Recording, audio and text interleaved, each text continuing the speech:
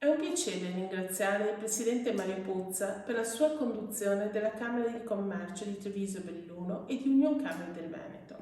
Per me, collaborare in questi anni con il Presidente Pozza, in qualità di consigliere camerale e di Presidente del Comitato per l'Imprenditoria Femminile di un territorio così proficuo e laborioso come le province di Treviso Belluno e il Veneto intero, è stato molto stimolante e molto appagante.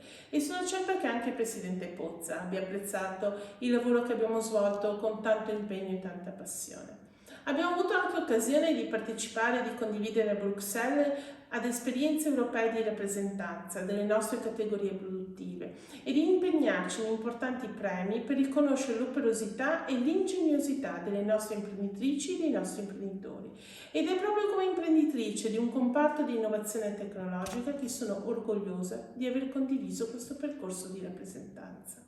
In questi anni abbiamo premiato molte imprenditrici per la loro capacità di innovare, per la loro creatività e per la loro resilienza, che sempre nel Presidente Pozza hanno trovato parole di elogio e azioni di sostegno.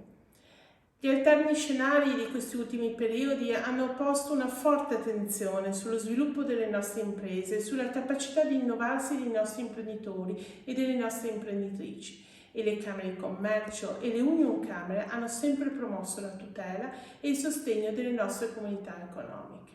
Grazie Presidente, grazie Mario per il lavoro che hai svolto in questi anni.